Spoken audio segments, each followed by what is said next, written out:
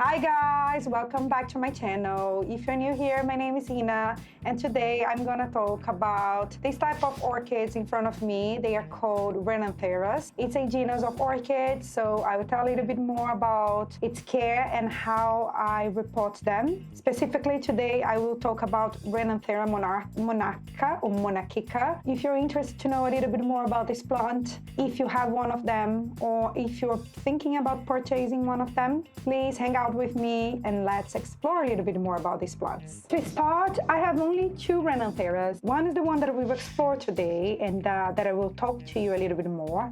And the other one is my Renanthera citrina. As you can see, it's much smaller in size. I think it's a much younger plant. They are both potted in terracotta pot because these are vivacious orchids. Both of them came in hanging baskets when I received them. Terracotta pots helps the water evaporates pretty quickly. We have more ventilation in the root system. So I decided to go with terracotta pot. It did work well. This one produced roots and also it bloomed for me, but I'm not really happy with some things in here. I will tell you a little bit more towards the end of the video. But just to let you know, you can definitely pot them in terracotta pot. You can also pot them in plastic pots, but we have to make sure that they dry out between watering. That's really important. And also that you have a very airy medium inside the pot that you choose to pot this plant in. I went with terracotta because I live in an environment that's pretty cool, also humid all the year. Apart from, let's say now we are in July, so it's summer here. So June, July and August are the warmer seasons. But even so, we have like the temperature at night times will go below 20 degrees Celsius. For this reason, I was pretty scared to pot them in certain medium with a plastic without ventilation holes or some sort of stuff and end up killing most of the roots. That's why I decided to go with terracotta. But today I will pot it in a different type of pot. I want to explore this a little bit before I start talking about the care of this Renanthera. But yeah, I want to show you my citrina before I say goodbye to it. And we will keep only looking after this one.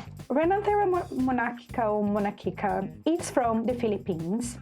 It is a hot-growing epiphyte orchid. It is a monopodio. What this means is that, like vandas and phalaenopsis, we have a central axis where this plant will produce new leaves, new flower spikes, and also the roots. As you can see, I have some aerial roots here. They will also come from this central axis, different from other type of orchids that grows pseudobulbs, fans. They are called sympodial orchids. This one is a bandaceous type of orchid. As you can see, it looks like it's a mini vanda. It doesn't have any structure to store water like sympodial orchid, but the leaves, they are like succulent leaves, which means that these plants store water in its leaves and also have very thick roots. They are adapted to dry environment. Why I'm telling you that? Because that tells a lot about the care of these plants. It's a tropical plant that grows in a hot environment. It is epiphyte. It attaches its roots on the trees. It will grow attached on trees and trunks and will absorb humidity and water from the rain. Instead of growing under the soil as other terrestrial plants that we see, like the trees, for example, this one will grow on top of the trees. So it has roots adapted to survive in the air. That doesn't mean that they will suck substance from the trees. They don't do it. They only use the trees and tree trunks to attach themselves. It's like an anchor for the roots. So if you want to grow these plants at your home in baskets, attached somewhere, some piece of trunk or some piece of clay, for example, you can do it because they are epiphyte. They will survive and they will do probably amazingly. But if you live in a very hot country, you will need to water these roots like every day. Even here, I noticed with the plants that I didn't pot quickly when they were bare rooted, I need to water them frequently That's the only reason why I keep them potted, is to help me with the watering, since I work full-time and I can't water my plants every day. Sometimes I'm not at home and things happen, so I would end up losing these plants. That's the main reason why I pot them up. But thinking about their main care, that they are epiphytes, if you decide to keep them bare-rooted, they will do fine for you if you have time to water them. If you have some outside area and you live in a country where you have warm weather, they will enjoy it. They are pretty high light plants, although I don't suggest you keep them exposed to direct sunlight all the time, but I'm sure they can tolerate some direct sunlight. Again, you need to provide them high light to these plants to be able to bloom and to grow healthily, because they are high light plants. These are some of the care things that I've learned and also I researched. I noticed with these plants last year, for example, the light wasn't appropriate, so I couldn't see any anthocyanin. That's the substance that we see. Sometimes if you look at the leaves of your orchids, that one that are exposed to some highlights, you notice some like a purple tint to the leaves. So when I got the right light, it had a little bit of purple tint. That's when this plant bloomed for me. You can see that they need some bright light, otherwise they don't bloom for you. Another thing very interesting about these plants is that they are seasonal. As I mentioned before, they are a species. They don't bloom multiple times a year. They will bloom in their season, the season that they bloom in nature. These plants, they bloom in the end of winter and beginning of spring. Why? Because although they live in the very hot country, there is some differentiation between day temperatures and night temperatures, especially at winter. Let's say that we have a daily temperature between 25-30 degrees, and maybe at night it will be 19. So the temperature drops considerably. And another thing is, usually at winter in their natural habitats, there is no rain, so they have a dry season. And all of it will indicate to these plants that this is their dry season, like the dormant season. This plant doesn't become exactly dormant, but some sort of it, so it won't be like water as regularly. And then after this season, towards the end of these seasons, it will spike. Mine decided to bloom as well beginning of the spring. When it felt that it was getting warmer, the plants understands that's their time to start spiking. Another thing about these plants is that you should water it all over the year, but provide more fertilizer more frequently during spring and summer. That's when it's growing vegetatively. And when it's winter, you can water this plant less. Remember that in nature, they don't receive any water, so observe the median, check the median, and only water this plant when it's completely dry. It needs to dry out between watering, otherwise you can have root rot and other issues. That's very, very important. I have an issue with this plant. It produced 2 flower spikes for me. I was super, super happy. But as I mentioned, it is in clay pots. So clay pots, they dry out in between waters much faster than plastic pots, which can be great, but if you don't know what you are doing, can be also a problem. It produced the flower spikes, became suddenly hot in here, and that's something that it doesn't happen all the time. And I didn't notice that this plant was bone dry, and it wasn't happy. So I lost my blooms. The flower spikes start to fading, and all the buds, they faded and they dropped because it was very, very dry and the plant was struggling. That's very normal. Plants that are spiking and blooming, if they become very stressed, the first thing they will do probably will abort their blooms. So I lost, and I had, I think, only 2 blooms. At least I could see the blooms of the Renanthera monachica, but I couldn't enjoy it for very long, so it wasn't the most amazing bloom display, but I have the following year. So just to let you know, health is very important if you want to have a beautiful bloom display. You have to keep the plants happy, hydrated when it needs to be hydrated, fertilized and everything else. But also pay attention, because if it's very hot, if you forgot to water it for a long time and it's spiking, it probably won't bloom for you. And another thing is, last year it didn't bloom for me because the lighting wasn't right. So you need to keep these plants very close to a bright windowsill, like this one behind here.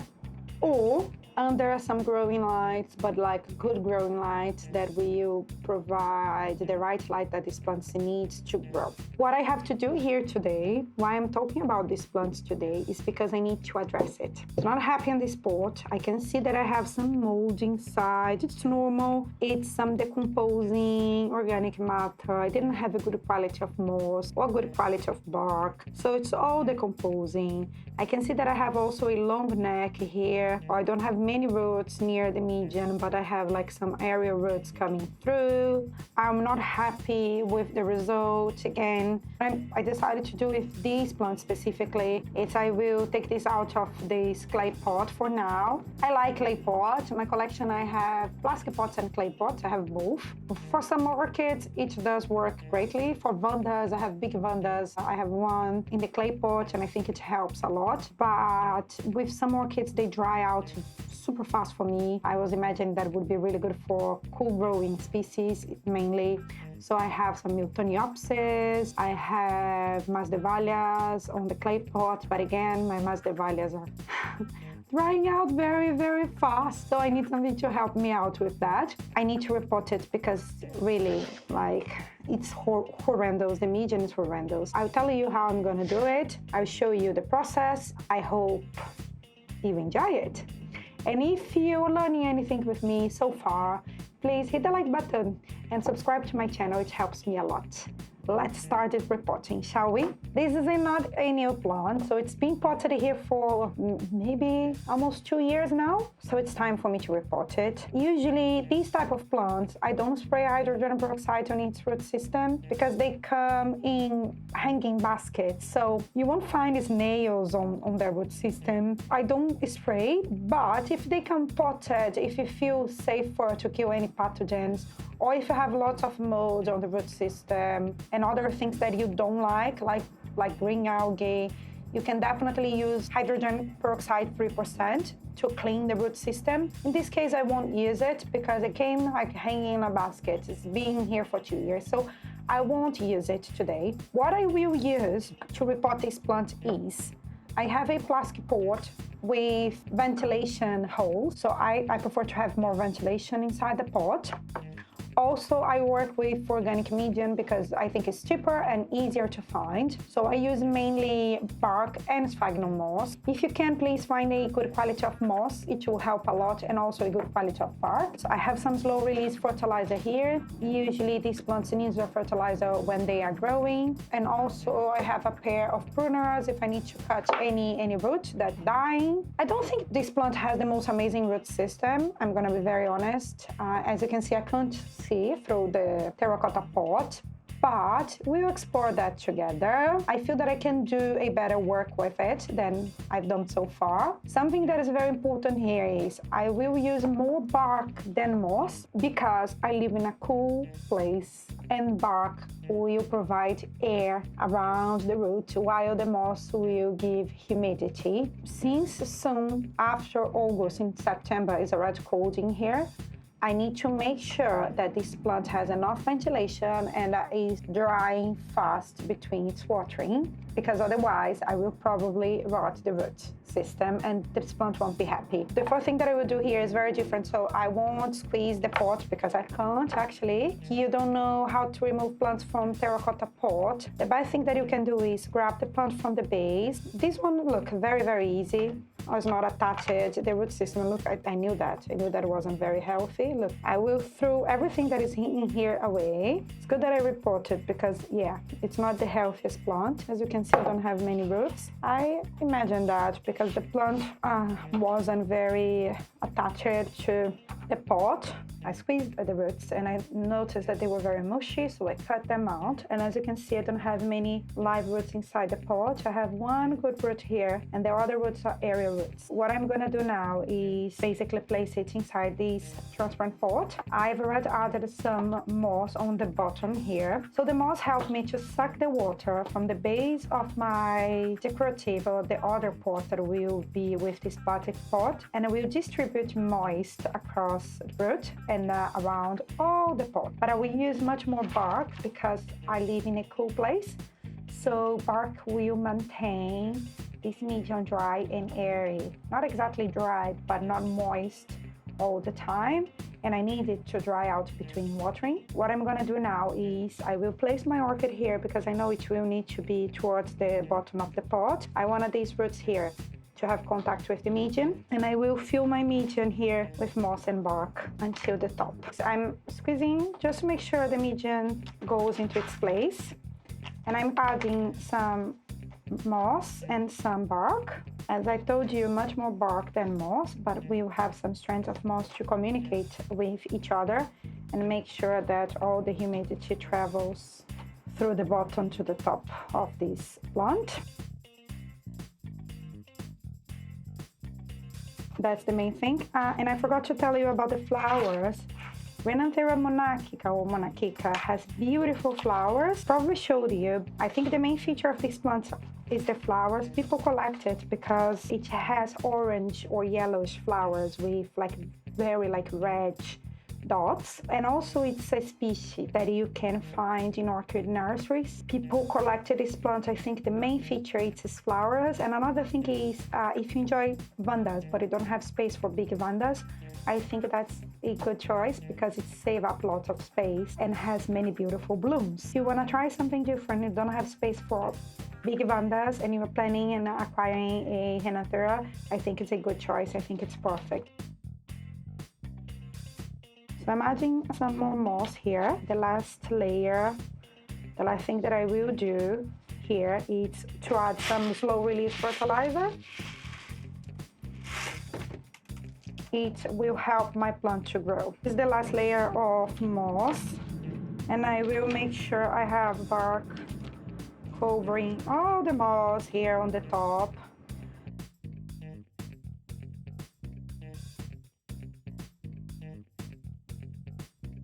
Sure everything's covered. I have moss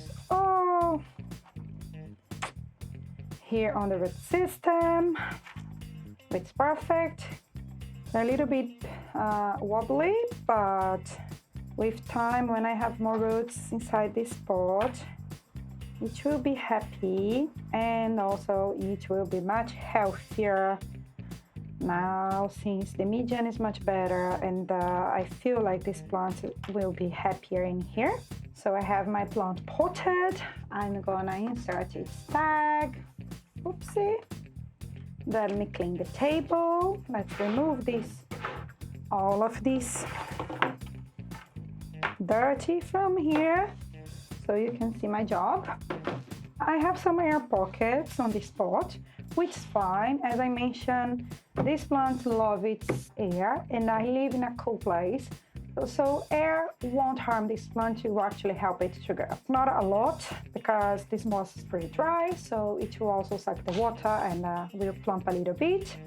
But I'm pretty happy how my plant looks like. I'll find a really nice spot to place it inside. I will update it maybe towards the end of the year to tell you if the plant is doing well. And hopefully we have beautiful blooms next year. My flower spikes won't abort and won't die. Just to let you know, when we have a healthier plant, better is our bloom display. I think I showed you recently my Brassia, my Bretonia, and it's a very healthy plant. So when you have healthy plants, you can have a beautiful show. Pay attention to your plant, try to keep it very healthy and growing nice roots and more leaves. And it will bloom for you and you have a beautiful show soon. I think it's pretty rewarding when you see that we are going, at least for me, when I'm doing a good job and I see my plant healthy and blooming super nicely, I feel so proud. So that's what I want to tell you. I want to show you how I would repot my Renanthera, some care information about this plant.